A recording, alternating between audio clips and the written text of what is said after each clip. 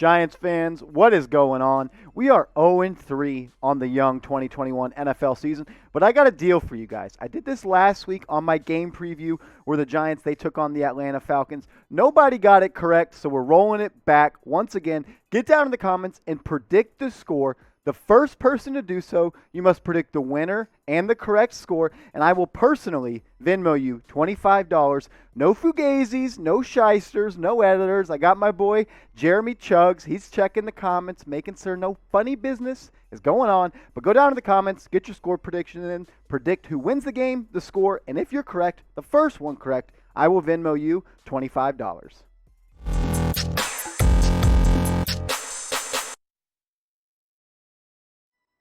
You are watching New York Giants Now by Chat Sports. I am your host, Marshall Green, and today's video, we're going to talk about trade rumors around Saquon Barkley. Some articles, they started being floated out there. Kenny Golladay, he had some choice words when asked why he's not being used as a deep threat in Jason Garrett's offense, and we will break down the Isaiah Wilson signing to the Giants practice squad.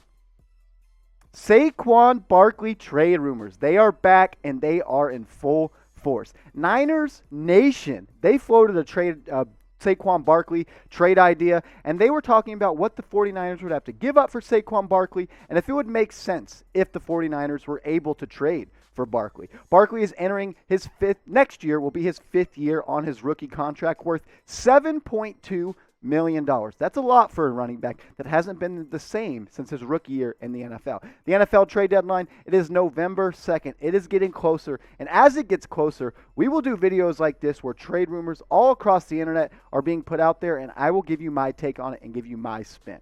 Saquon Barkley, his first year in the NFL, he was one of the best running backs in the NFL. 260 carries, 1,300 yards, 5 yards a touch, 15 total touchdowns, and 91 receptions. That's probably the most impressive stat for me. It was due to Eli Manning being a check down artist. But then in his next 18 games played from 2019 to 2021 this year, I know he's had some injury issues. He's missed games, but he played 18 games, 275 carries, 111 yards. 4.2 yards per pop, a bit of a dip from average of 5 yards a tote to 4.2, only 9 total touchdowns and 67 receptions. His stats, they have gone down, but I'm not ready to give up on Barkley. And this is the trade idea I cooked up around Saquon in regards to that article that was put out by NinerNation. The Giants, should they trade Saquon Barkley to the 49ers for a 2022 third-round draft pick? This show, it's not all about me. It's actually about you guys watching this, and we are an interactive YouTube channel. So in a second, I will give you my opinion on if I would make this trade. But if you're the GM, if you were Dave Gettleman, would you pull the trigger on trading Saquon Barkley to the San Francisco 49ers for a third-round pick? Go down in the comments and let me know. I wouldn't do it. I'm not ready to get rid of Saquon Barkley. I'm going to be honest. I'm a fan of Saquon Barkley. I love Saquon Barkley. I think he's a great player. I think he's a great person. And I think he's someone that needs to be around this New York Giants offense and this culture. And just everything about him are things that I like. He's a great dude. And I'm not ready to pull the trigger. As it was hard for me to say no. If the trade graphic said a second-round pick instead of a third-round pick, I probably would have to say yes. And it hurts because I like Saquon, like I said. But if the Niners were to only offer a third-round pick, I wouldn't be able to pull the trigger. Saquon in his first season, he was one of the best running backs in the NFL, and that was with a terrible offensive line. Barkley, I want to hold on to him. I want to see what the Giants can do the rest of this season and how they can integrate him into the offense. He got more touches than he ever has before in the 2021 NFL season in Week 3 against the Atlanta Falcons. And this week against the New Orleans Saints, I'm expecting more of the same. So no, I would not trade Barkley for a third-round draft pick. Sub for Giants dubs. Because damn it, guys, we're 0-3 for the second year in a row, and it's getting old. So we need to subscribe for Giants dubs. We're at 1,773 subs. We have been growing pretty good in the past couple of weeks. Shout out to you guys. I am really appreciative for everybody that subbed. But let's get to 2,000 by the end of Week 5. If we can get to 2,000 subs by the end of Week 5, that would be great for this channel, and we'll be able to put out more content around the latest New York Giants news and rumors. So hopefully by Week 5, this channel has 2,000 subs, and the Giants, they will be 2-3. Kenny Golladay. The free agent acquisition from the Detroit Lions has kind of underperformed since he's been a part of this New York Giants team. Not all in part due to his performance and things he can control. Kenny Golladay, he was asked about not being used as a deep threat, and he had some interesting things to say. We'll break that down. A snippet from that quote was, "I don't really have an answer to that." Golladay, he has 0 catches of over 20 yards and has only been thrown the ball on those type of routes and 20 yards down the field 3 times. And one of those was in week 1 when they were getting blown out by the Denver Broncos, and it was garbage time. So really just 2 attempts. Golladay in 2019 led the NFL with 17 receptions of over 25 yards. And through 3 games, for him to not have a catch of over 20 yards is absolutely embarrassing. And Jason Garrett, you got to pick your shit up, man. But this is a full quote that Kenny Golladay had to say about what his role and why he's not being used as a deep threat, and if he's being called on different routes than he was with the Detroit Lions.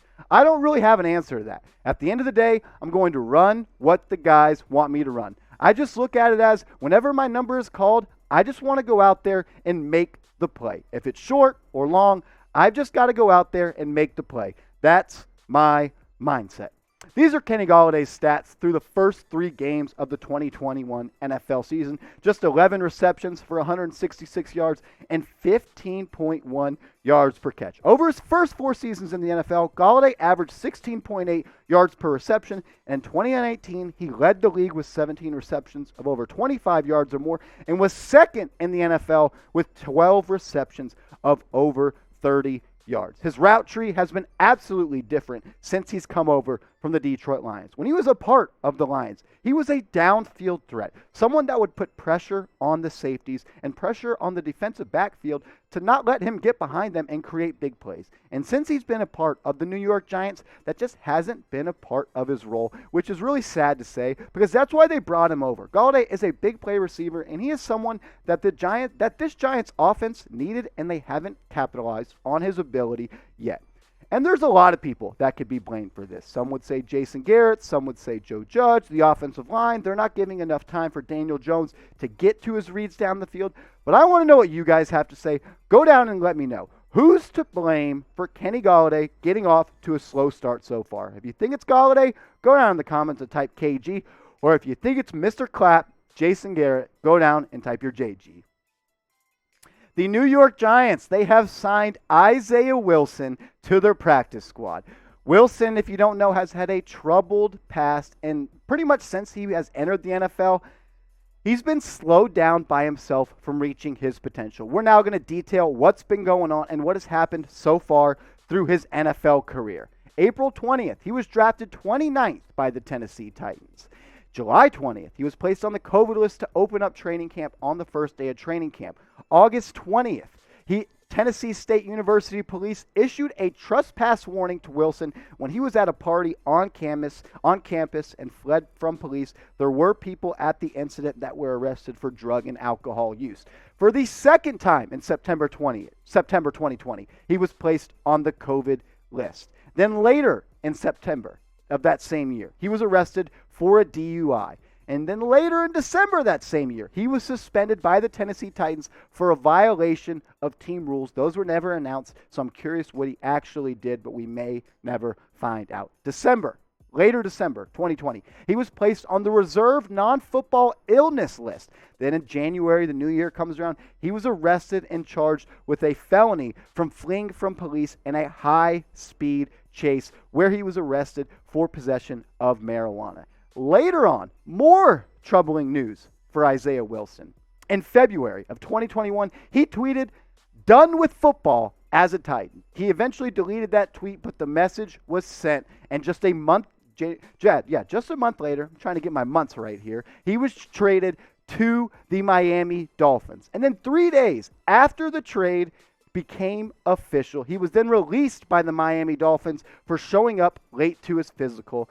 And then just a couple days ago, the New York Giants signed the troubled offensive lineman to their practice squad. So much for culture, because that's what this Mara Gettleman regime has preached. Culture, culture, culture, and that has just been untrue, and it is proven by this signing. You traded Odell Beckham. I'm talking to you, John Mara. You traded Odell Beckham because he was a distraction and he wasn't a part of New York Giants culture. But then you go out and you sign Isaiah Wilson after everything that I just detailed that he's been through.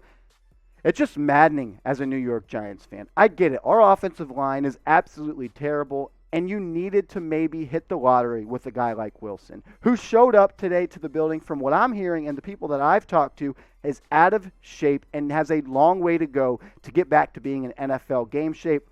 I'm also hearing that the Giants, they are hoping to move him to guard, and that's where they had him when they were scouting him from the draft when he was selected by the Titans in the first round of the NFL draft. I'm upset by it, but I understand it to an extent. Sometimes you just got to hope you hit lightning in a bottle, and hopefully Wilson can be that for this New York Giants team.